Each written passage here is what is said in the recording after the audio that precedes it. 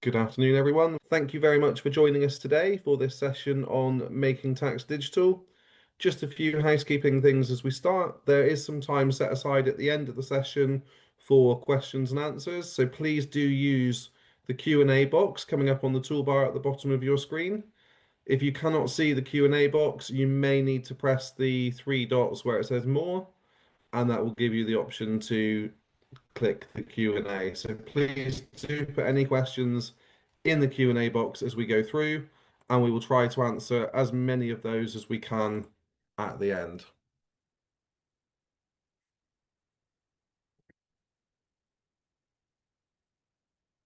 So just to introduce myself, my name is Matthew Oldfield. I'm a director in the private client team here at Gravita. I've been working in tax for over 20 years, half of that with HMRC and half of it here at Gravita. And I'm also joined today by my colleague Dan, who is from our outsourced finance team, who will be able to talk us through some of the software options available to us later. He works very closely in cloud accounting, helping landlords to simplify their bookkeeping affairs. And sole traders as well. So he'll be able to help today with the software that's available and how that you can use that, maybe which one's most appropriate. Obviously, we won't be going into individual circumstances, but he can give you an overview of what's available. So before we get started, just a reminder that everything we say today is for information purposes only, doesn't constitute formal tax advice, and you should speak to a professional advisor before you take any action based on what we've discussed today. I do know we've got a mix of people on the call today, so some of you are already clients of Gravita, thank you. And some of you are not currently clients of Gravita. So for those of you, just a little bit of information here about Gravita. So we're a top 40 accountancy firm with over 450 team members, and we are based in offices in London, Oxford, Bristol, Exeter, and Essex. And our main focus is to be pragmatic accountants and tax advisors using technology, which is where Making Tax Digital comes in to help you. So the agenda for today, we're going to look at what is Making Tax Digital and why is it being introduced, some of the key dates and thresholds, some of the exemptions and deferrals that may be available, what the actual reporting requirements are, what to do with jointly held property, so less relevant for employed people, but for landlords, there are separate considerations there. Dan will take us through some of the software options. We'll look at our approach, and then we'll have some time for Q&A at the end. So what is Making Tax Digital? So Making Tax Digital was first announced by the then Chancellor George Osborne back in March 2015, and it was advertised as the end of the tax return. Here we are 10 years later, at least, still completing tax returns. And what you're going to see today is, even with Making Tax Digital, there is still an end of year return that's pretty similar. Be done in a different way, but you're still reporting the same information. We've been involved here at Gravita with working with HMRC across that whole time to get MTD set up in the best way we can. So I attended a session with them back in 2016, and we looked at working with them to how best to roll this out. So Making Tax Digital for VAT and companies were both planned at that stage, and Making Tax Digital for individuals. And HMRC's plan was to go with individuals first and then VAT. And what we and a lot of other people across the industry said to them was, people within VAT are already used to reporting quarterly. Why don't we do those first?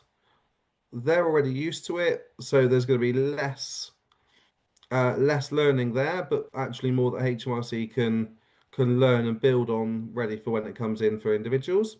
So that has been live since April 2019 for VAT, and now is the time for individuals to come in. There are three main strands to Making Tax Digital for individuals. So we've got digital record keeping.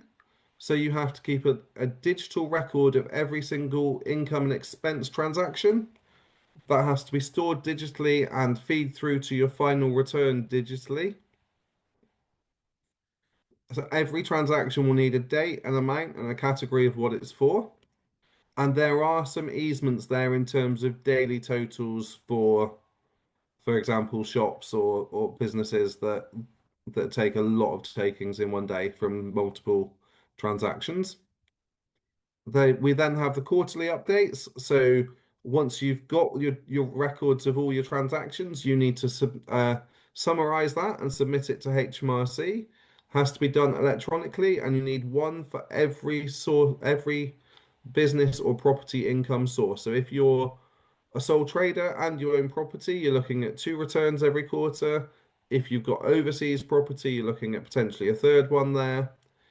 Or if you've got multiple self-employed trades. And that can be submitted through bookkeeping software or through what's known as bridging software using spreadsheets. And Dan will come on to that in a bit more detail later. And then we get the final declaration, which is the end of year tax return that you already do, just submitted in a different way using the information from your quarterly submissions. So that's the stage where you would make any tax adjustments, any accounting adjustments. So moving on to the key dates and thresholds.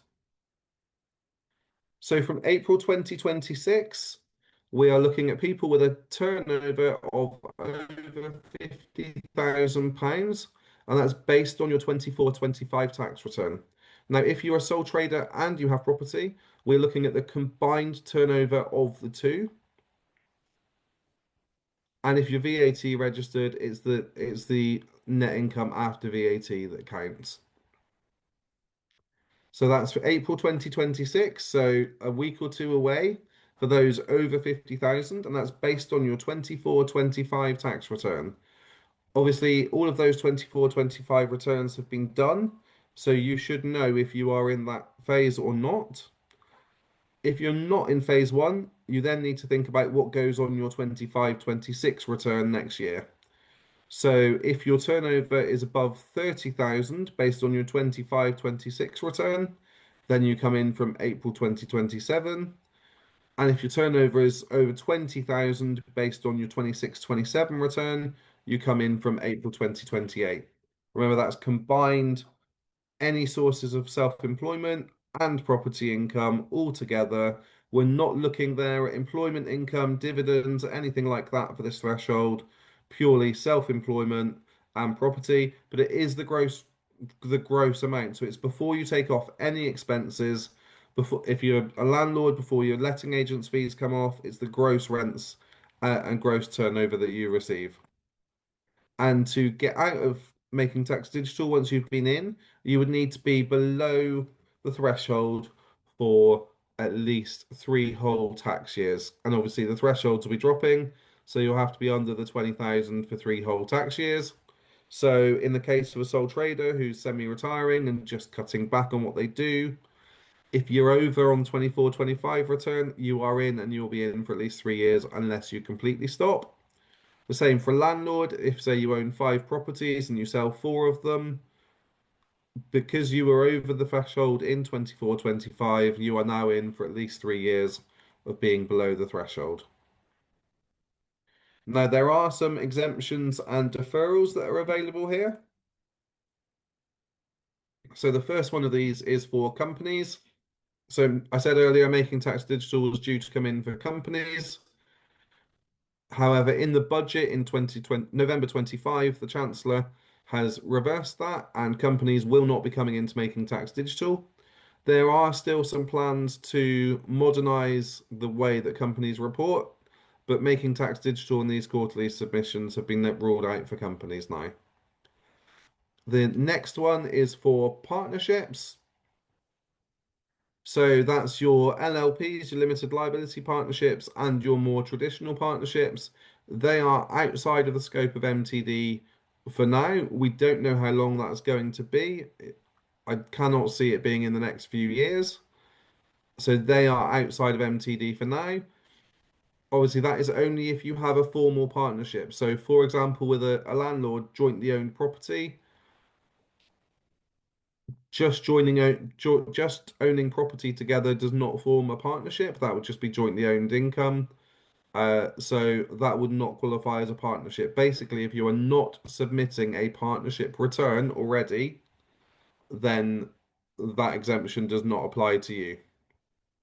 The next exemption that applies is for people that don't have a national insurance number. Now, that may be, for example, a sheikh who lives outside the UK. They've never had, never worked a day in the UK in their life. They just own property here. Would they be expected to queue up and get a national insurance number? No. There's also some people like there's certain judges who cannot file online, so they are exempt. And then in the bottom row, we've got trustees, executors, personal representatives, foster carers, powers of attorney, and court of protection. So these people are exempt in that capacity. So if you are an individual and you are an executor for someone who has died, it is their income that is exempt from making tax digital. If you, as the executor, have your own personal sole trade income or property income, then you would still be in. It's the estate or the trust that is outside of the scope.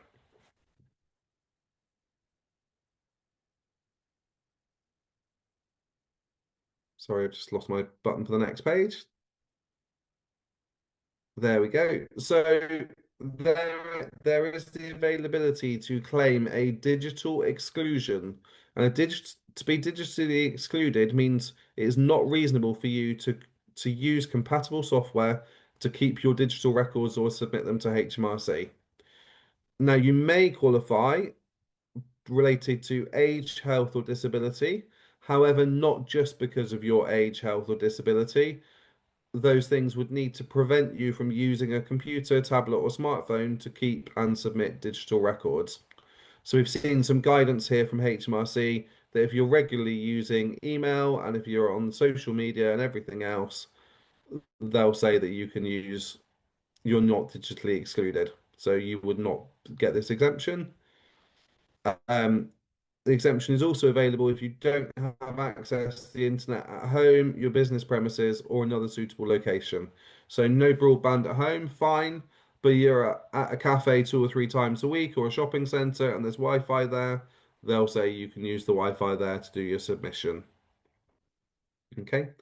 And the following things are not on their own sufficient for an exemption. So just because you've done a tax return on paper before doesn't mean you're exempt.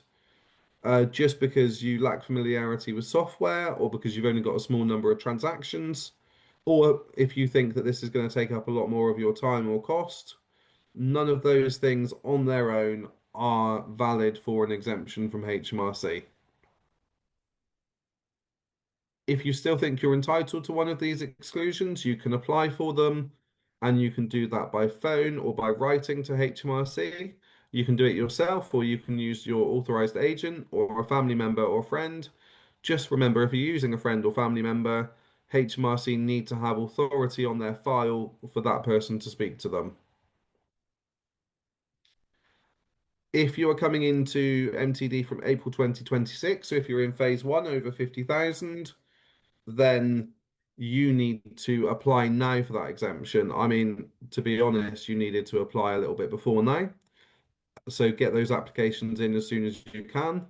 If you're going into phase two, wait until this summer to apply. Let the crush of phase one go first. Get your application in this summer if you think you should be exempt. Or if you're coming in phase three, wait until next summer. And it says here HMRC's target turnaround is 28 days. We have cases where it's been significantly longer than that. We've got some where we applied 3 months ago and we haven't heard. And when we've chased HMRC, the response has basically been there's no point chasing. They'll get to them as soon as they can. So as there will be a delay there, what we would recommend is you would still get ready for making tax digital as if you're not going to get the exclusion. And then if you do, great. If you already have a VAT exemption for MTD, that does not carry across automatically. Now, if they've given you an exemption for VAT, it's highly likely you'll get one for income tax, but you do need to apply for it. And of course, with these exemptions, you do need to monitor them to see if anything changes. For example, if suddenly you move house to somewhere where the broadband's great and you're claiming an exemption because you don't have broadband, you would need to keep them updated on that. We've now got some temporary exemptions. So the temporary exemptions on this page are exempt for the current Parliament, which I believe is 2029, planned anyway. So we've got ministers of religion who fill out the SA 102M page. We've got Lloyd's underwriters. We've got claimants of married couples allowance and blind persons allowance. Now, the married couples allowance being referred to here is not the transferable 10% of your personal allowance.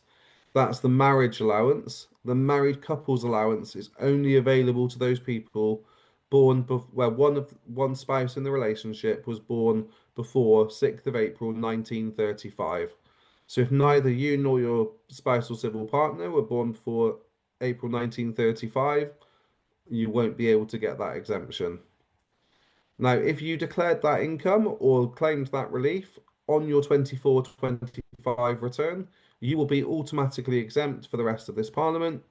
If you didn't, but they're going to apply for the current tax year or the 26-27 tax year for MTD, then you need to apply to HMRC for that temporary exemption. We've got some other exemptions that are just exempt until April 2027. And what I would say here is these are probably not for your benefit, they're for HMRC's benefit because they're not ready to deal with these sources of income yet. So we've got anyone who fills out the non-residence page or the residency page of the tax return, anyone with claiming qualifying care relief for foster carers, anyone who receives trust or estate income, or anyone with farmers averaging or creative artists averaging. Now, just on the trust and estate income, that doesn't have to be a sole trade or property in the trust or estate. It's if you receive away from your self-employment and away from your property, if you receive any income from a trust or an estate. And again, if that was on your 24-25 return, then you get an automatic exemption until next year. If it wasn't on your return, you'll need to apply to HMRC. So looking now at the reporting requirements, what goes into these quarterly submissions? Excuse me. So what is included is your self-employed income and expenses and your property income and expenses. They go into the quarterly submission. Your employment income, your dividends, your pensions don't go into the quarterly submissions. They just go into the final end of year return. And things like capital allowances, tax reliefs, personal use adjustments, accruals and prepayments, all of those things can be excluded and just put in your final return. Now, there is the option for those. You can include them on a quarterly basis if you want to. You don't have to. And I would suggest that most people find it easier to just include them at the end of the year. Remember, if you've got self-employment and property income or and foreign property income, you're looking at potentially 2 or 3 of these submissions every quarter. And if we look at when these submissions need to be made, so the first quarter runs from the 6th of April to the 5th of July, and that has to be filed by the 7th of August. You'll see quarter two still runs from the 6th of April through to the 5th of October. So these returns are cumulative. So if you must make a mistake in quarter one, you don't need to go back and amend quarter one. You can just fix it in quarter two. That's absolutely fine. Quarter two by the 7th of November. Quarter three has to be in by the 7th of February. But remember, the self-assessment deadline, 31st of January, will be for the previous year's return. So what we're encouraging lots of people to do here is get your 25-26 tax return for the year that's about to finish in 2 weeks' time submitted as soon as possible, because otherwise you're effectively doing quarters from a later year before you've done that earlier year. And especially if you're going on to software, we want to get your balances and all your opening transactions in correctly as soon as we can. So I would encourage everyone to do their 25-26 returns as soon as possible. And then we've got the quarter four update, which runs to the 5th of April, submitted by the 7th of May.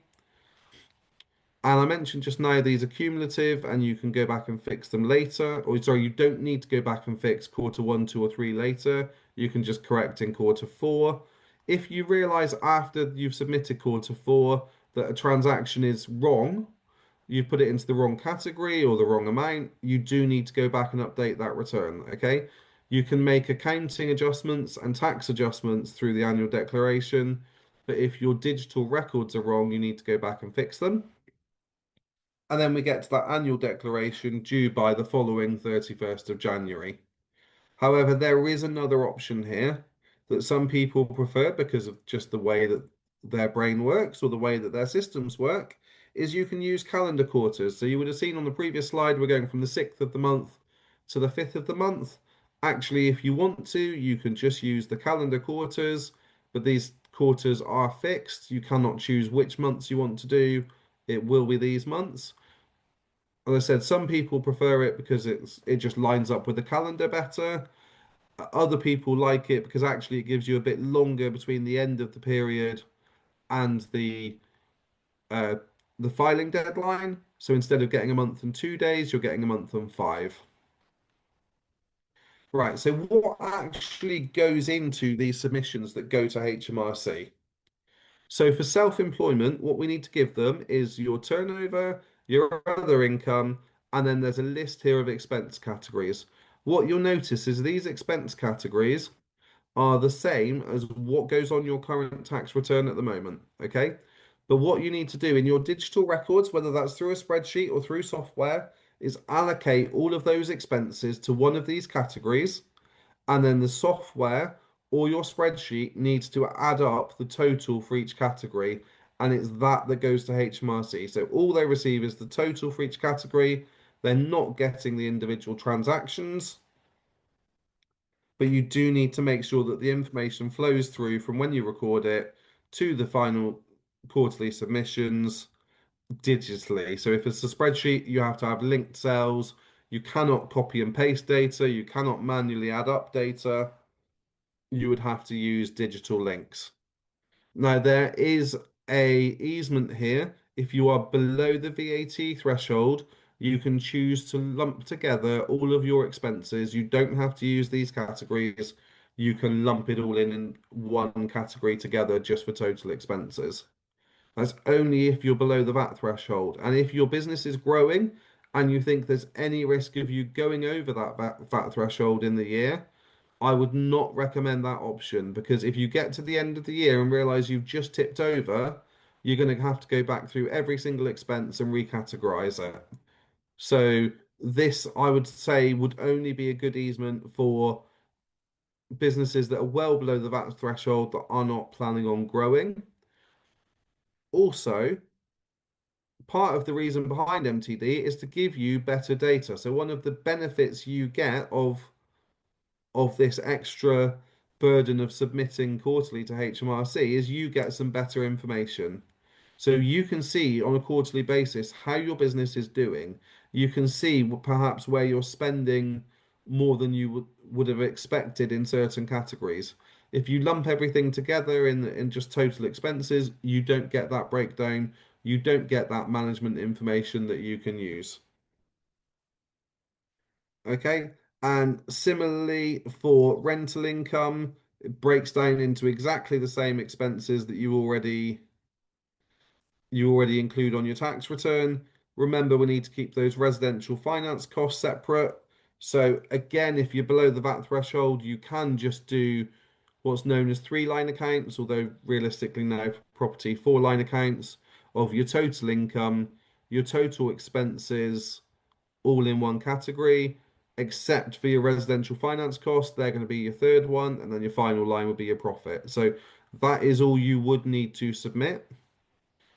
But as I said, only if you're below the threshold, you're confident you're staying below the threshold, and if you don't want that information on how your business is actually doing. So just some thoughts for those of you that are already VAT registered. Do your VAT quarters match the quarters that we went through just now? You cannot change those income tax quarters. You can change your VAT quarters. So if that's something that's of interest to you, you might want to align them. It's still two separate submissions, but they're based on the same core data underneath. And if you're on the flat rate scheme for VAT, you might be used to not recording your expenses on a regular basis. Under this system, you will now need to do that. Okay, so not so relevant for the self-employed people on the call, but for anyone with property income, there are some easements available for jointly held property.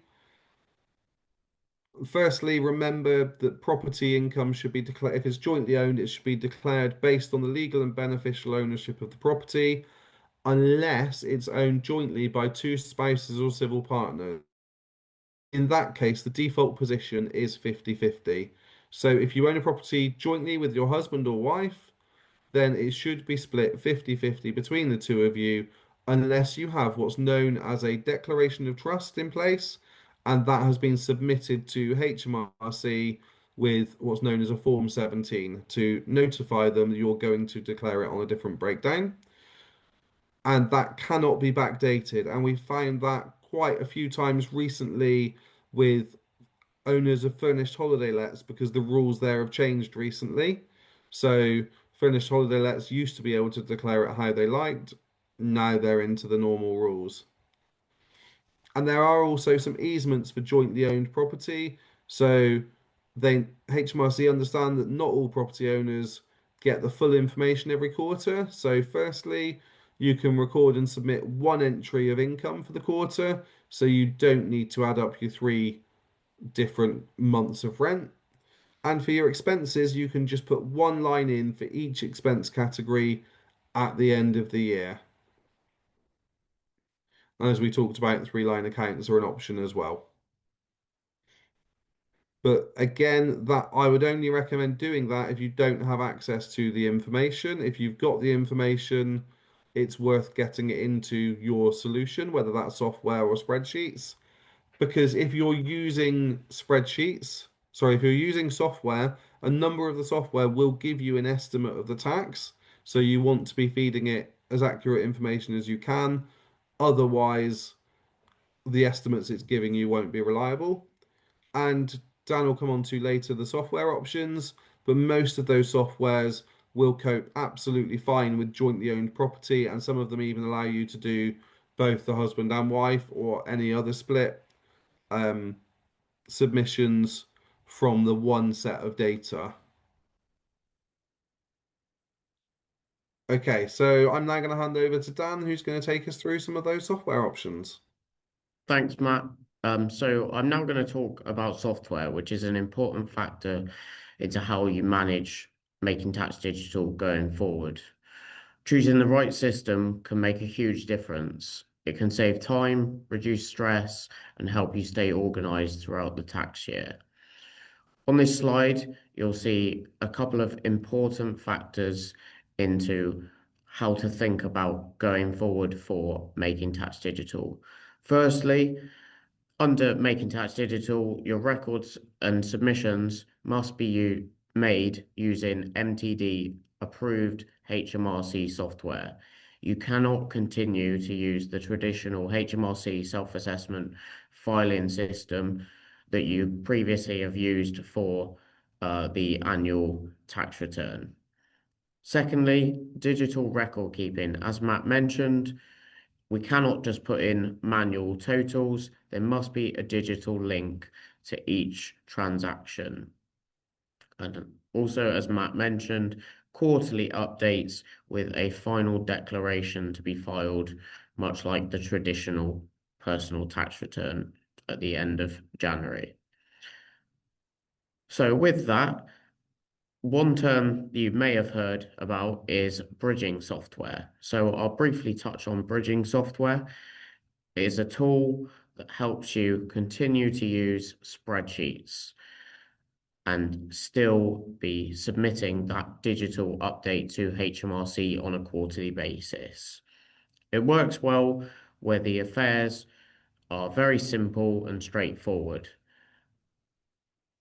So if you have minimal transactions and it might be the same transaction on a quarterly basis, then you could use spreadsheets and therefore use that to enter in via a bridging software. As you can see from the table below, bridging software does, however, have its limitations and it's not as full, complex, and have the same automation as full MTD IT software. With IT software, there is also the insight into how your business or property portfolio is performing on a quarterly and a year-to-date basis. That is a benefit of MTD that previously you may not have had, because that data might be 6 to 9 months out of date by the time you come round to doing your personal tax return. So if we can move over to the next slide.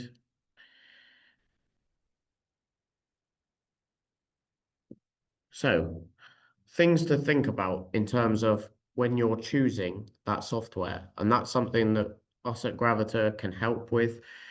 Whether you're a client already, then feel free to reach out to your current contact at Gravita.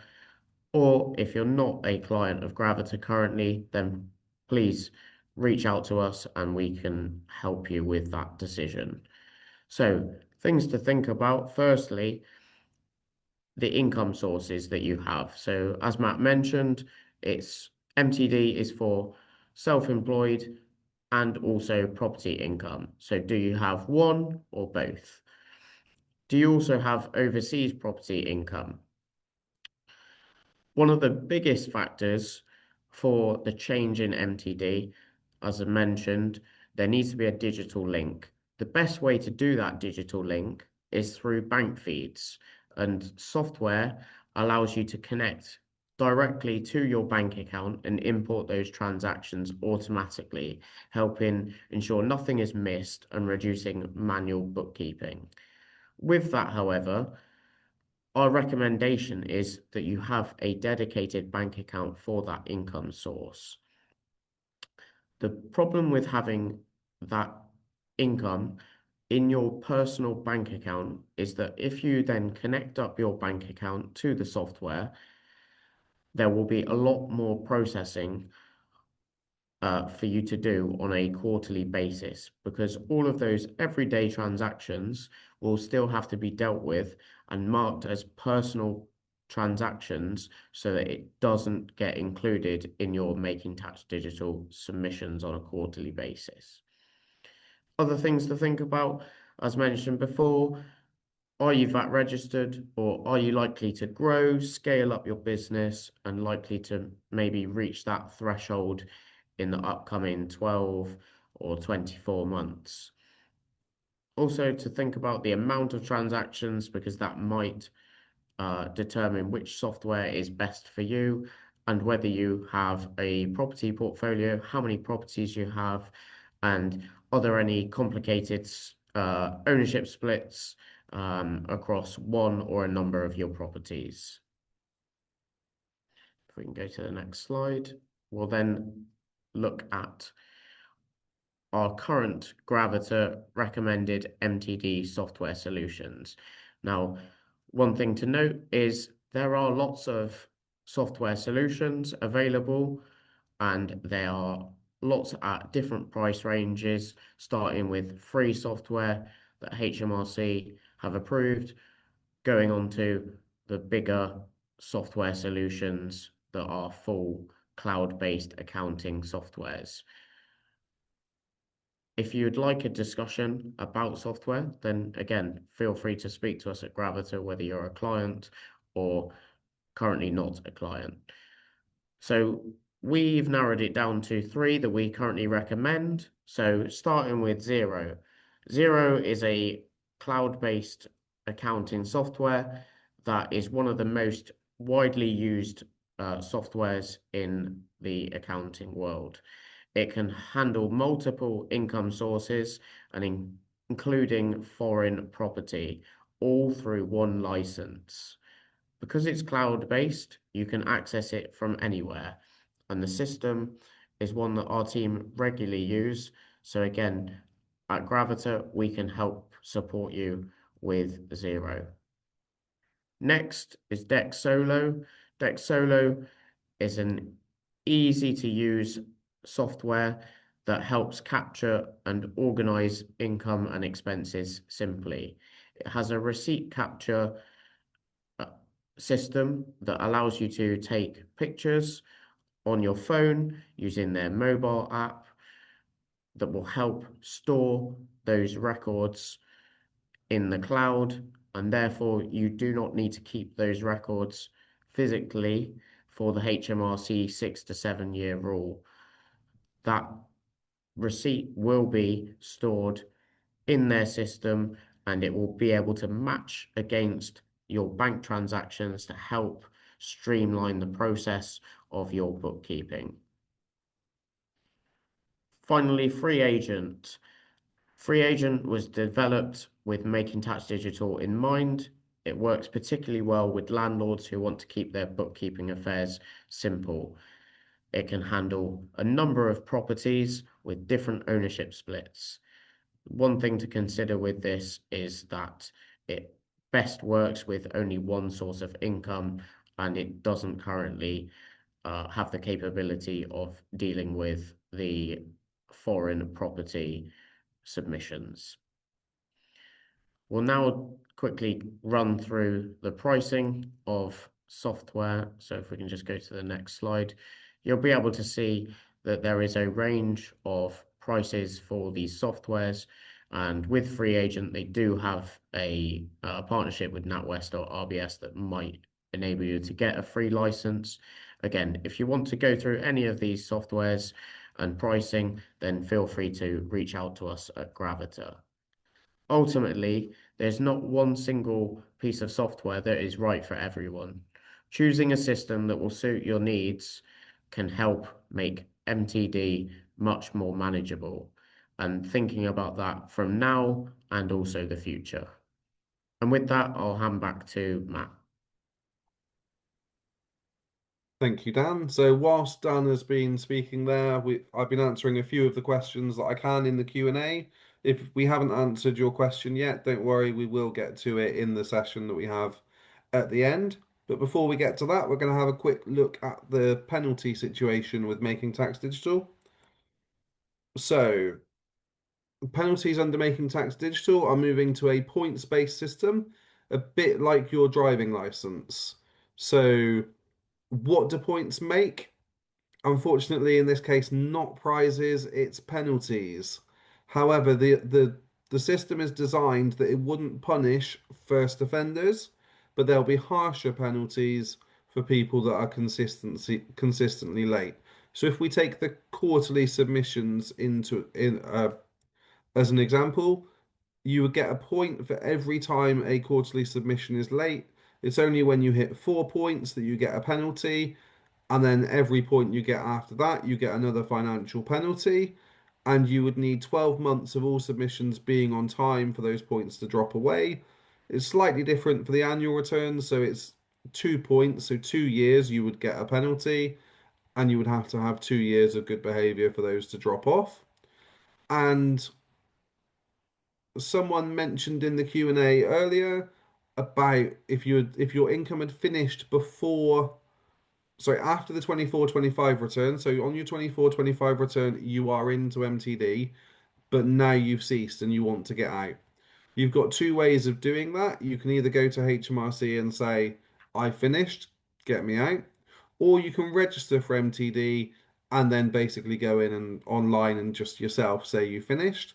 However, if you do that, once you are into Making Tax Digital, once you've signed up, you're into the new penalty regime. Now, this new penalty regime is probably coming for everyone sooner rather than later over the next few years, but it does mean that you're going to be coming into that a bit sooner. There will be a soft landing in the first year. So HMRC have said that for late submissions, they're not going to be charging penalties in the first year. However, that is where they can see that you are making an effort. If they can see you're trying they will be a lot more understanding. If they see you burying your head in the sand, they're less likely to be understanding. And HMRC cannot open an inquiry into one of these quarterly submissions. They can only open an inquiry into your end of year return. However, there are penalties they can charge if they think that if they can prove that you are not keeping these digital records in the way that you should be. And those fines can be up to £3,000 per failing. So I would make sure that you get this right, or at least make your best efforts. Okay, moving on to how we can help. So as we've said a couple of times, we've got people on this call who are already clients, thank you, and some that aren't clients at the moment. So I'm just going to give you a brief overview of how we can help. So what we're finding is our clients, as you would expect, every single person is different. Every single person wants to do this in a slightly different way. We've grouped it into kind of three different areas where we can help. So the first one is we will provide you the software and the training on how to use it. You can then maintain all of your records online yourself and you can submit yourself. Absolutely fine. I get other people coming to me and saying, "Well, Matt, I don't want to do that. I don't want any extra work. I don't want any to do any more than I am now. Can you handle it for me?" And yes, absolutely. You give us all of your transactions. We set you up on software. Hopefully, we get you set up with a bank feed, as we mentioned before, and we can take over everything. We might need to come to you with a few questions of what's this expense for, what's that for, but on the whole, we'll be able to handle everything for you. Or what we're finding is there's actually some people as well who are in the middle of the two who say, look, I'm happy to learn the software. Give me the software, give me the training on it.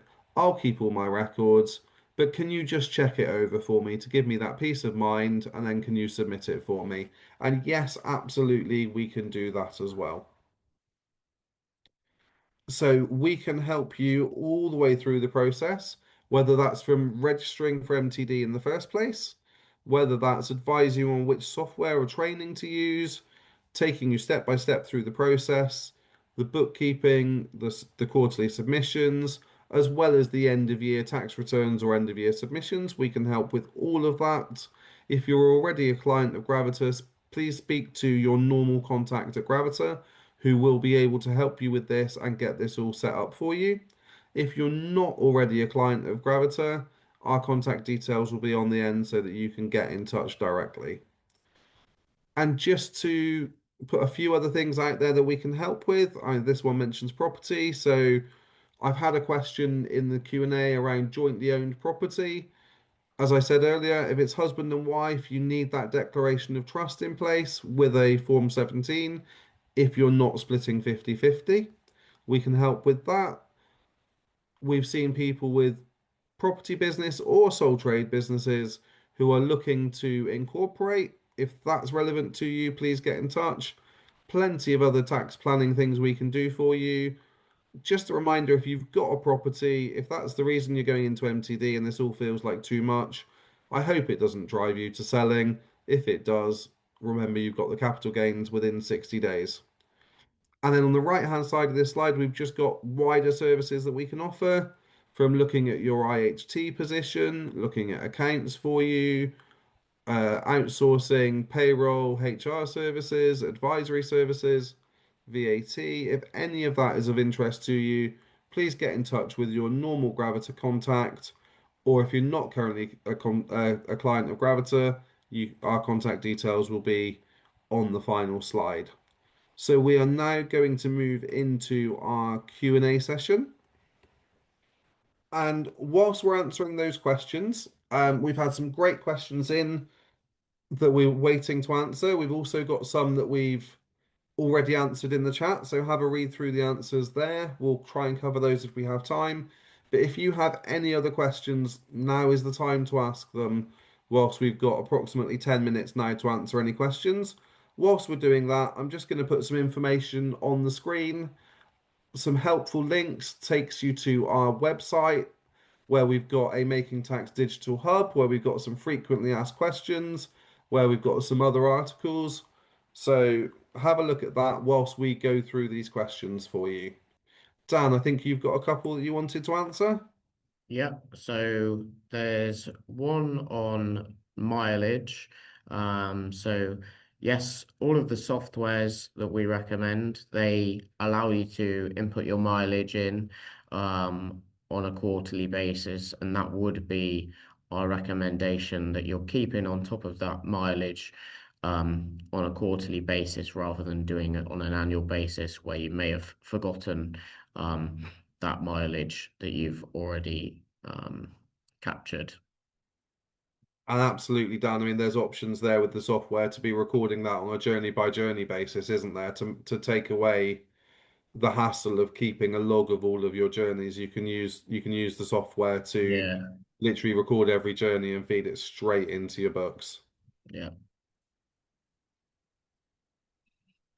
There's one for Matt, but both of us can answer.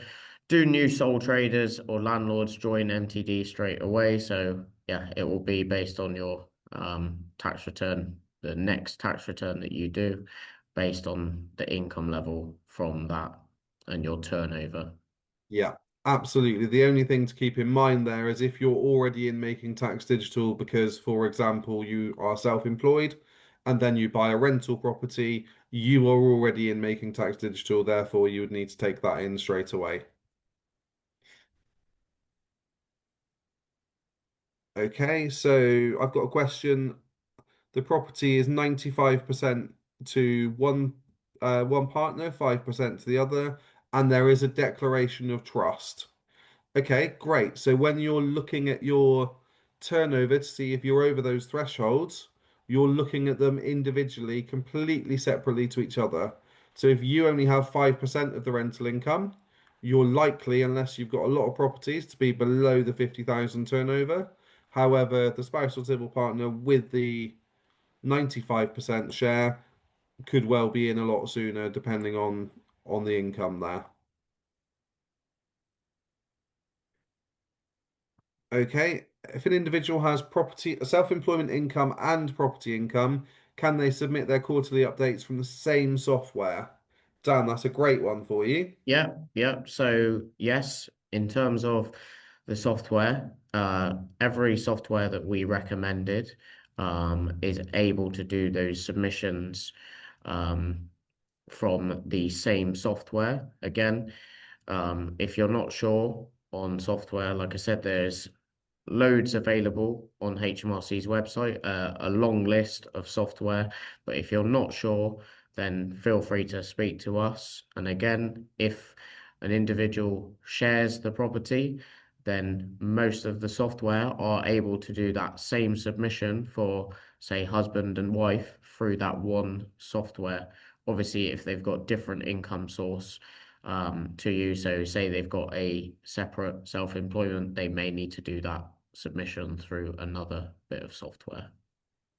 Thank you, Dan. So I've got a question. Self-employed, three UK properties and a foreign property. Is that three different returns per quarter? Yes, it is. You can do it all through the same software as long as you pick a software that can do foreign property. You can do it all through this, like keep all of your transactions in one place. You would just tag those transactions as to which business they relate to. You would have to submit three separate returns.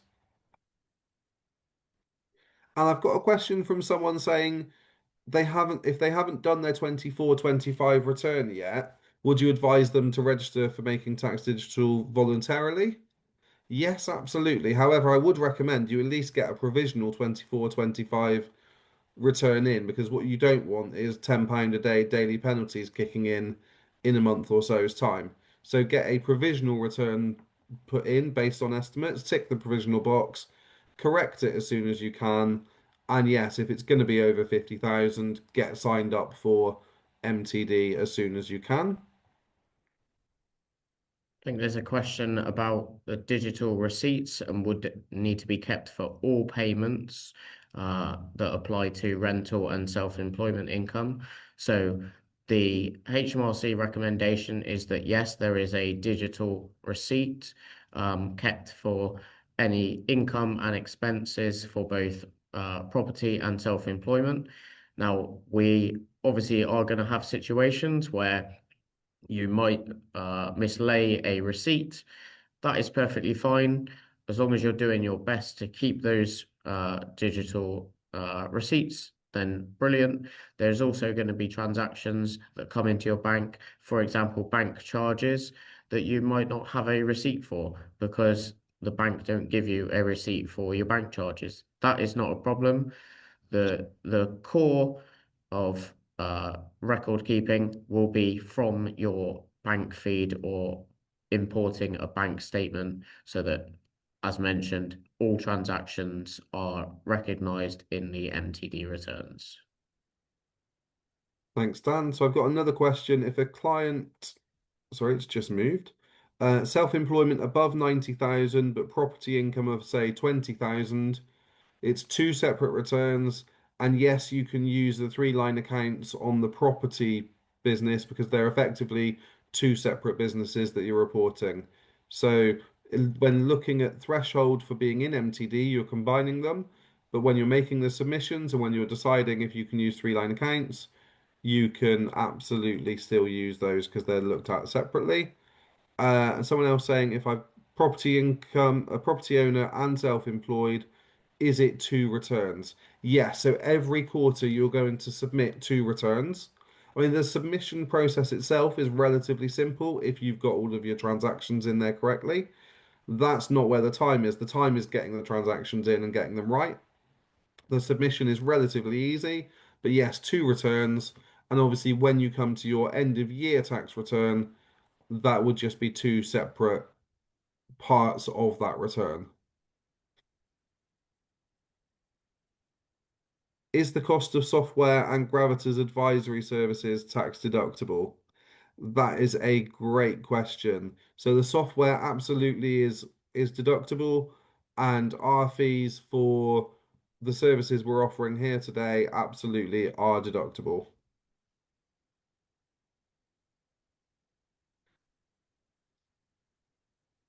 Just looking, we've got one last question. A company car through work, but you personally pay for all the fuel. Can you claim the mileage costs for associated travel?